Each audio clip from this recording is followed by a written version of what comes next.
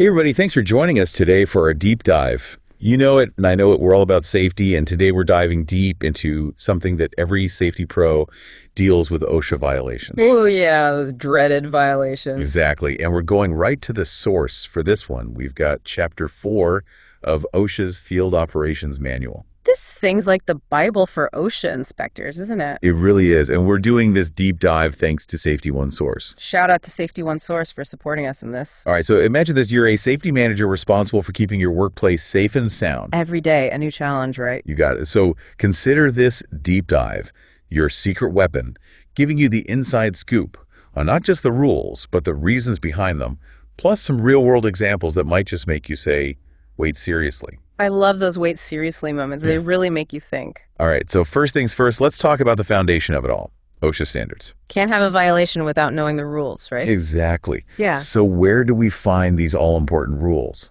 Well, it all comes down to Section 5(2) of the OSH Act. That's where employers are told, hey, you got to comply with these OSHA standards. So it's like OSHA's way of saying these aren't just friendly suggestions. Oh, these are the law.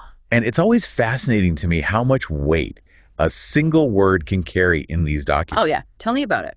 Like the word shall. Oh, yeah, shall. That's OSHA's way of saying this is not negotiable. You got to do this. No ifs, ands, or buts about it. Right. And knowing how these standards are structured is key. They're not just a random jumble of rules. So there's a method to the madness. Exactly. They're organized in a very specific way. And the manual even gives you this handy table example to break it all down. It shows you how to pinpoint exactly what's required in a standard. That makes sense. But sometimes it feels like the tiniest detail can trigger a violation. Oh, absolutely. Attention to detail is critical with OSHA. So it's not enough to be almost compliant? Nope. You got to be all the way compliant. Nope. So we've established that OSHA standards are the law, and they require serious attention to detail. But there are so many standards out there. There are a lot. Where do you even begin? That's a great question. So how do we make sense of this sea of regulations? Well, you've got what are called vertical standards and horizontal standards. Okay, I've heard those terms before, but I'm still a little fuzzy on what they actually mean. So vertical standards are kind of like tailor-made rules for specific industries. Okay, so like construction would have its own set of vertical standards. Exactly. And then you've got horizontal standards. Those apply across the board to multiple industries. So something like fire safety, that would be a horizontal standard.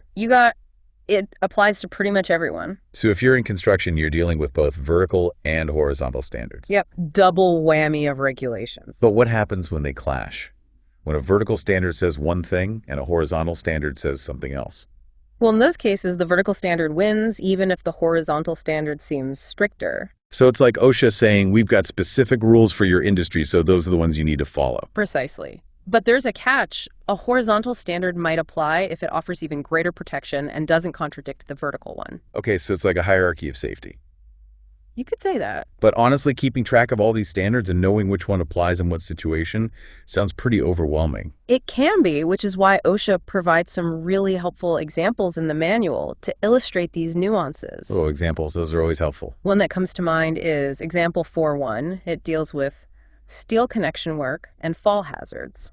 Okay, so what's the story with this example? So you've got employees connecting structural steel, and there's a general fall protection standard. Right, because falls are a big hazard in construction. Huge hazard, but then there's also a more specific standard for fall hazards and steel erection work. Okay, so two standards that could potentially apply. Right, and in this case, the steel erection standard would be the one to follow, even if the general fall protection standard seems applicable. Because it's more specific to the task at hand. Exactly. It highlights how critical it is to understand which standard reigns supreme in specific situations. So it's not enough to just know the standards. You got to know which ones are most relevant and how they interact. That's the key to ensuring a safe and compliant workplace. Okay, that's a lot to think about, and I'm sure our listeners are already taking notes. Taking notes is always a good idea. And speaking of things to note, let's talk about employee exposure. I understand that's a crucial element when it comes to OSHA violations. Oh, it's not enough to just have a hazard lying around. You got to show that employees are actually exposed to it. So even if it's a potential hazard, if no one's actually in harm's way, it's not a citable offense. That's right. And OSHA generally has 6 months to cite those violations unless an employer tries to cover something up. So they're really looking for that proof that the hazard poses a real risk to employees. Real risk, that's the key. But how does OSHA determine if an employee is actually exposed to a hazard? What are they looking for? Well, they've got a few different categories they use to define exposure. Categories. Okay, let's hear them. The most straightforward one is observed exposure. That's when an OSHA inspector actually sees an employee being exposed to a hazard. Okay, so they catch it in action. Exactly like someone working on a scaffold without proper fall protection. So if they see it with their own eyes, they can issue a citation on the spot. You got it. But what about situations where the inspector doesn't actually see the violation happening? Yeah, that's a good question because not every hazard is going to be so obvious. Right. Well, that's where unobserved exposure comes in. The inspector might not witness the exposure directly, but they can gather evidence like witness statements from employees or photos. So they're piecing together the story even if they didn't see it firsthand. Exactly. And then you've got past exposure. This one often comes up in fatality or catastrophe investigations where they establish that employees were exposed at the time of the incident, even if it happened before the inspection. So even if the hazard has been addressed, they'll still look into past exposure if an incident occurred. It's about understanding the full context of the situation. And what about situations where the hazard is present but hasn't actually caused an incident yet? It's like a ticking time bomb. That would be potential exposure. Think of it as a proactive approach. Okay, so it's about identifying those hazards before they cause harm. Exactly like a hazardous chemical that's stored improperly that hasn't been used by anyone yet. So whether it's observed, unobserved past, or potential OSHA, is ultimately trying to figure out if employees were or could be harmed by a hazard. That's the bottom line. And remember, thorough documentation is crucial for OSHA to prove employee exposure. Documentation, that's a word we hear a lot in the safety world. For good reason, it's so important.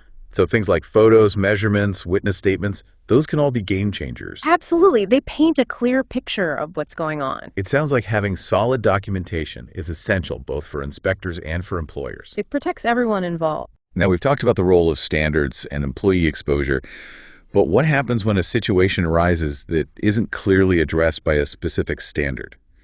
It's like those moments where you're like, wait, there's no rule for this. Well, OSHA has a safety net for those situations. It's called the General Duty Clause. Ah, the General Duty Clause. Yeah. I've heard whispers of this mythical clause, but I've never fully understood what it is. It can be a bit mysterious, but it's basically OSHA's way of saying, hey, even if there's no specific rule for this, you're still responsible for keeping your employees safe. So it's like a catch-all for those hazards that fall through the cracks of the specific standards. Exactly. And it's found in Section 5.1 of the OSH Act. Okay, so it's got some legal weight behind it. Oh, yeah, it's not just a suggestion. But how does OSHA actually prove a General Duty Clause violation? It seems a lot more subjective than citing a specific standard.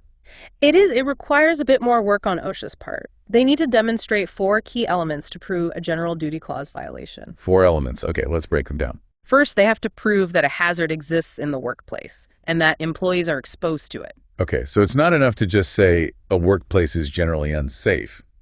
They need to pinpoint a specific hazard. You got it.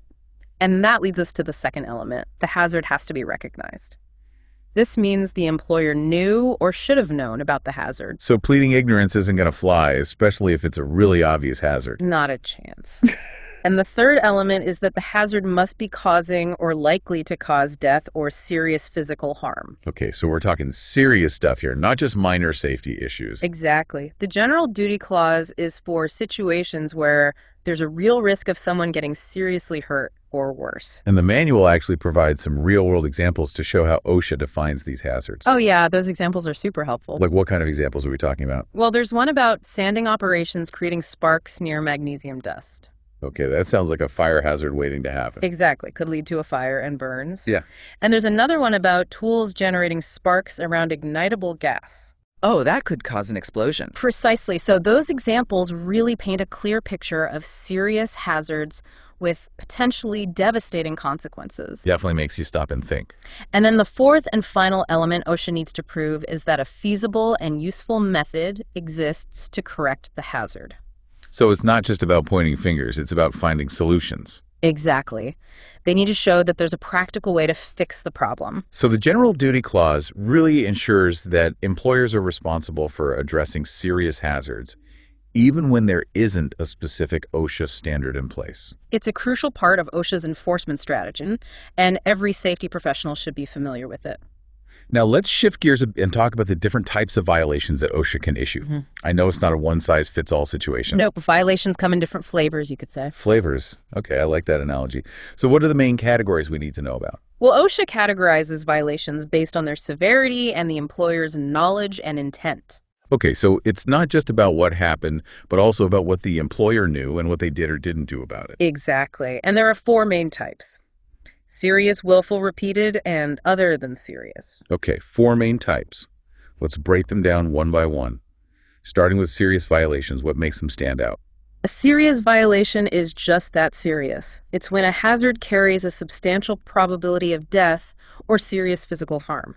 So we're talking about hazards that could have really bad outcomes. Precisely. And the manual emphasizes that it's not just about the likelihood of an incident occurring, it's about the severity of the potential consequences. So even if the chances of something happening are low, if the potential outcome is catastrophic, it can still be considered a serious violation. That's an important point to remember. Now, what about willful violations? They sound even scarier. Willful violations are a whole other level. They involve an intentional disregard for safety regulations or what OSHA calls plain indifference to employee safety. So it's not just an oversight.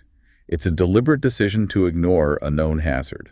Exactly. The employer knew about the hazard and chose not to do anything about it. That's pretty serious, and the manual actually provides some pretty stark examples of what constitutes plain indifference. Those examples are meant to make you think. What kind of examples are we talking about? Well, there's one about unguarded power presses that have already caused near misses lacerations and even amputations. Okay, that's a chilling example. It is, and it really underscores the gravity of a willful violation and the potential consequences for employers who just don't care about worker safety. What about repeated violations? Is that simply when the same violation keeps happening at the same workplace? You're on the right track. A repeated violation occurs when an employer has been cited for the same or similar hazard at any of their work sites, and that prior citation has become a final order. So it doesn't even have to be at the same location? Nope, it's about the employer's overall safety record. So it's about a pattern of behavior, not just a one-time oversight. Exactly. It prevents employers from saying, oh, that was just a fluke, it won't happen again. Okay, and finally, what about other than serious violations? Are those less severe? Yes, other than serious violations are for hazards that are unlikely to cause death or serious physical harm, but still have an impact on employee safety and health. Okay, so there's still violations, but the potential consequences are less severe. Right. Think of things like minor housekeeping issues or inadequate labeling of hazardous materials. So they still need to be addressed, but they don't carry the same weight as the other categories. Precisely. Okay. I think we've laid a pretty solid foundation for understanding the different types of OSHA violations, but we're just getting started. This is just the tip of the iceberg. There's so much more to uncover in this manual, and luckily for us, this is a deep dive, so we've got plenty of time to explore. Let's dive in. It's kind of interesting, how OSHA recognizes that sometimes perfect compliance just isn't realistic. You're talking about de minimis conditions, right? Okay. Those always kind of make me chuckle. Yeah, like it's not really a violation, but it's not perfect either. It's like OSHA's way of saying, we get it, but sometimes you got to bend the rules a little. As long as you're not putting anyone in danger. Right. It's all about that balance between following the letter of the law and the spirit of the law. A classic example is ladder rung spacing. Oh, yeah, that's a good one. Let's say a standard requires a maximum distance of 12 inches between rungs. Okay, 12 inches. Got it. But your ladder rungs are 13 inches apart. Busted. Well, not really. It's technically a deviation, but it's unlikely to cause a major hazard. So OSHA's basically saying, come on, guys, it's just 1 inch. Let's not get crazy here. Exactly. It's about using common sense. So if an inspector finds a de minimis condition, do they still write it up? They'll issue what's called a de minimis notice. Okay, so it's like a heads up, but not a real citation. Exactly. No penalty involved. So it's more like a friendly reminder. Yeah, like, hey, we noticed this little thing, but we're not going to sweat it. So OSHA's trying to be reasonable. They're not just robots blindly enforcing the rules. Yeah, they're trying to work with employers to achieve that ultimate goal of worker safety. That's the whole point of OSHA, right? Exactly. Now, aside from these de minimis conditions, the manual also talks about these kind of OSHA violation puzzles. Puzzles? I like puzzles. Me too. And these puzzles are all about figuring out which standard to cite or how to group violations. Okay, that sounds tricky. It can be, but the manual gives us some clues. Let's see if we can solve these puzzles. All right, so one puzzle is this idea of citing in the alternative. Citing in the alternative, what's that all about? Well, sometimes you have a hazardous condition that could technically violate multiple standards. Okay. I can see how that would be confusing. It is. And so instead of trying to pinpoint the perfect standard, the inspector can cite all of the potentially applicable standards. So they're covering all their bases. Exactly. They'll list each standard and explain how the condition violates each one. So it's like saying, hey, this could be a violation of this standard or this standard or this standard. Right, but here's the key. Only one penalty is issued, even though multiple standards are cited. Oh, okay, so it's not like they're piling on the penalties. Nope. It's about acknowledging the complexity of the situation without overwhelming the employer. That seems fair. All right, next puzzle. Combining and grouping violations. Combining and grouping, okay, what's the difference? So this is about recognizing when multiple violations are so closely related that they should be treated as a single unit. So instead of listing each little thing separately, they can bundle them together if they all contribute to the same overall hazard. Exactly. It's about seeing the big picture. I like that approach. It seems more efficient. And it can be more effective, too, because you're addressing the root cause of the problem. So how does this combining and grouping actually work? Well, there are two approaches, combining and grouping. Combining is usually for violations of the same standard. Okay, so multiple instances of the same problem, Exactly, like multiple machines that are missing guards. all violating the same machine guarding standard. Yep, and in that case, they would be combined into a single citation item with each instance listed separately. So it's like saying, hey, you've got a systemic issue with machine guarding here. And grouping is when violations of different standards are so closely related that they create a single hazard. Yeah, it's all about those connections. So can you give me an example of that? Sure, imagine a confined space that's not properly ventilated and also lacks proper lockout, tagout procedures. Okay, so two different hazards, but both related to that confined space. Exactly. And those violations would likely be grouped together because they both contribute to the overall risk of working in that confined space. And in that case, would OSHA issue separate penalties?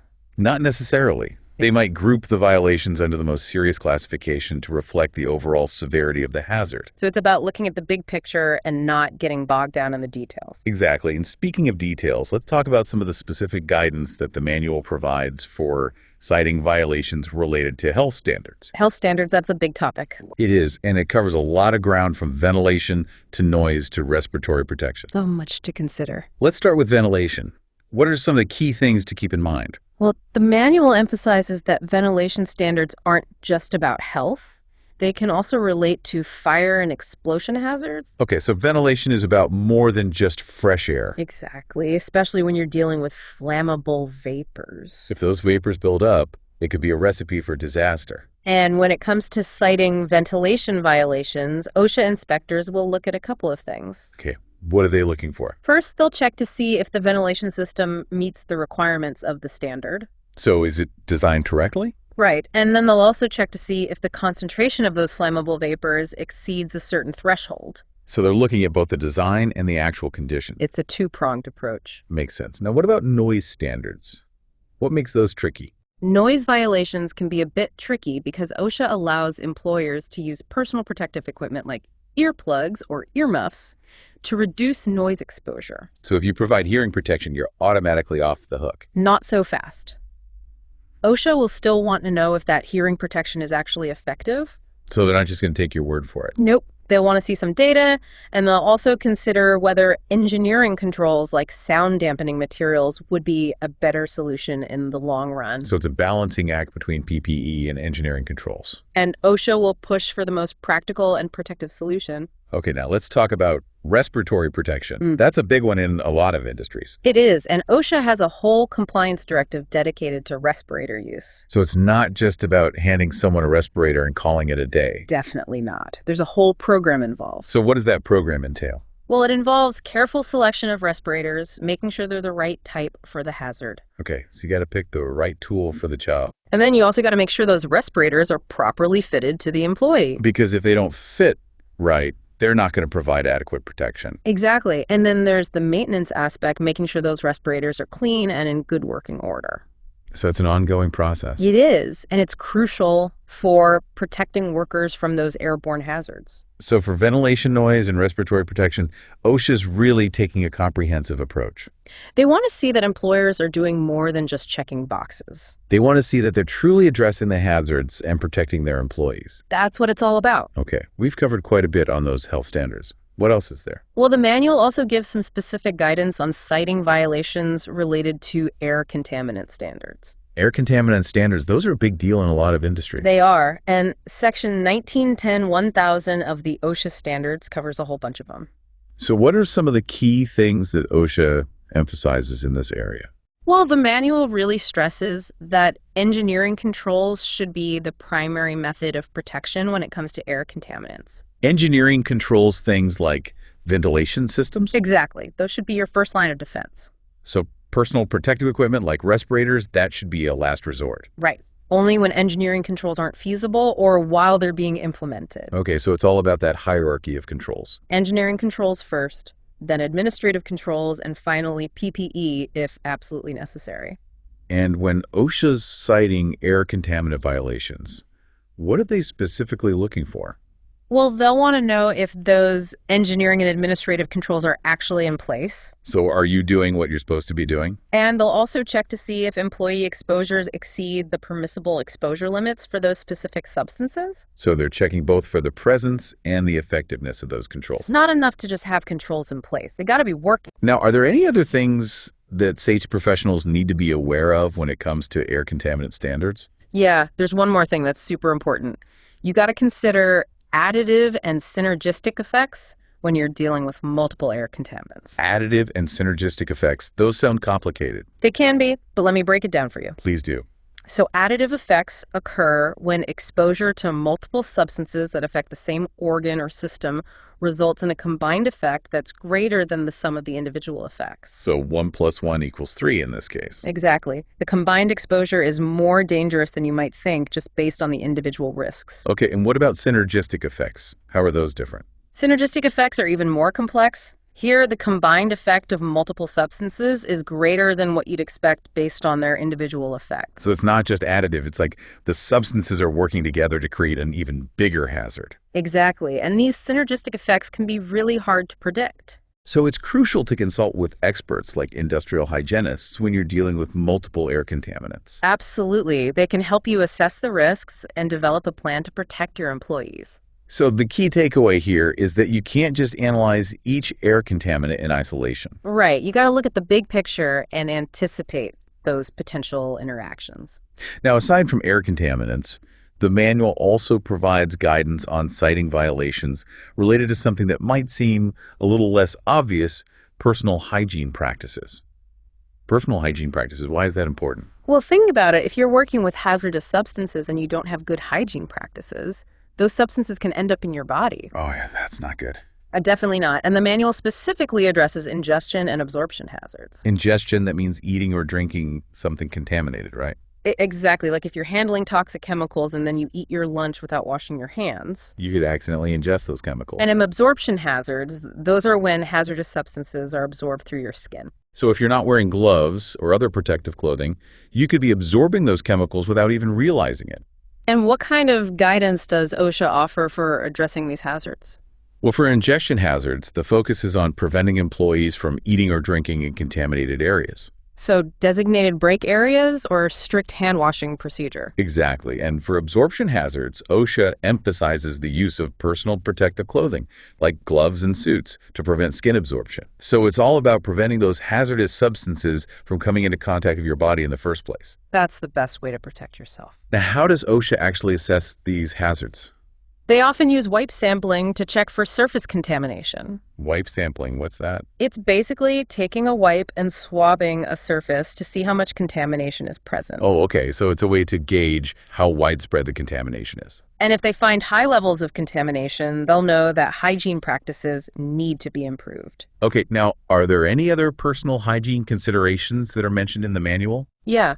OSHA also highlights the importance of biological monitoring when you're dealing with substances that can be absorbed into the body. Biological monitoring, that sounds intense. It's basically testing bodily fluids like blood or urine to measure the levels of those absorbed substances. Okay, so it's not just about preventing exposure. It's about verifying that your preventative measures are actually working. Exactly. It's a way to make sure you're doing everything you can to protect your employees. So personal hygiene might seem like a small detail, but it can have a big impact on worker health. Especially when you're dealing with hazardous substances. Okay, now before we wrap things up, I want to touch on one more topic that's addressed in the manual multi-employer work sites.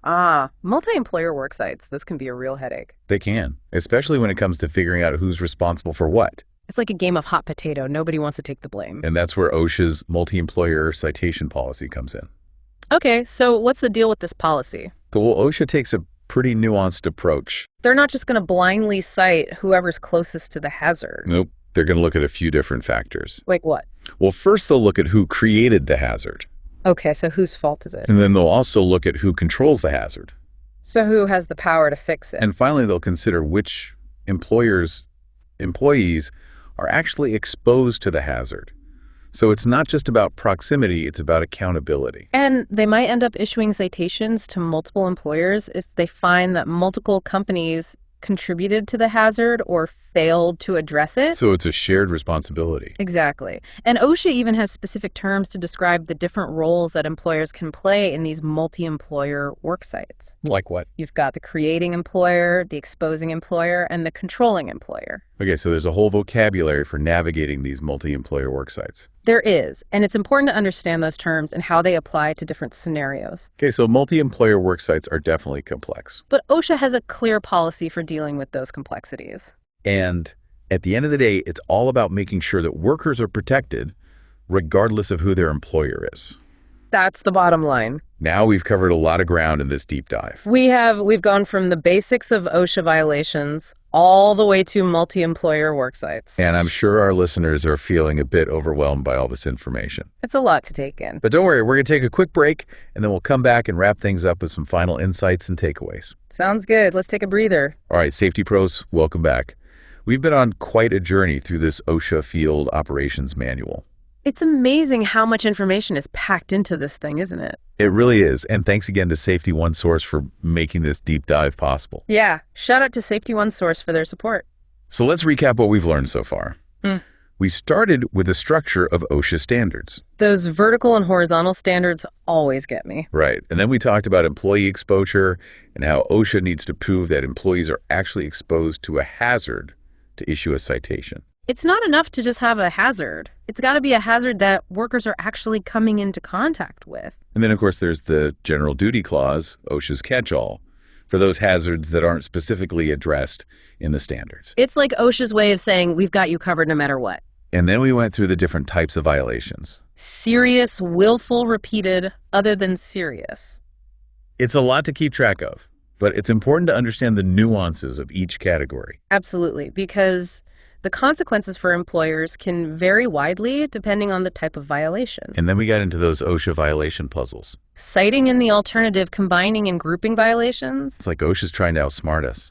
Well, they want to make sure they're covering all their bases. And we can't forget about all those specific health standards. Ventilation noise, respiratory protection, air contaminants, personal hygiene. It's all connected and it's all important. And it shows that OSHA's really concerned about the big picture of worker safety and health. Not just preventing those immediate injuries, but also protecting workers from long-term exposures. It's about creating a workplace where everyone can thrive. And for those of you working on multi-employer work sites, remember, OSHA's got you covered there too. They've got a specific policy for those situations, and they're not afraid to hold multiple employers accountable. It's about making sure that everyone takes responsibility for safety. So as we wrap up this deep dive into OSHA violations, what are some key takeaways for our listeners? Well, first and foremost, knowledge is power. The more you know about OSHA standards, the better equipped you'll be to protect your workers. And don't forget about documentation. That's so important. Keep those records organized and up to date. It'll save you a lot of headaches down the road. And beyond just avoiding citations and penalties. It's about building a culture of safety. Where everyone understands the importance of following the rules. And where everyone feels empowered to speak up if they see something unsafe. Because ultimately, it's about sending everyone home safe and sound at the end of the day. That's the goal. So we encourage all of you to check out Chapter 4 of the Field Operations Manual for yourselves. It's a wealth of information, and it's definitely worth a read. And remember, stay curious, Stay informed and stay safe. We'll see you next time on The Deep Dive. Thanks for listening.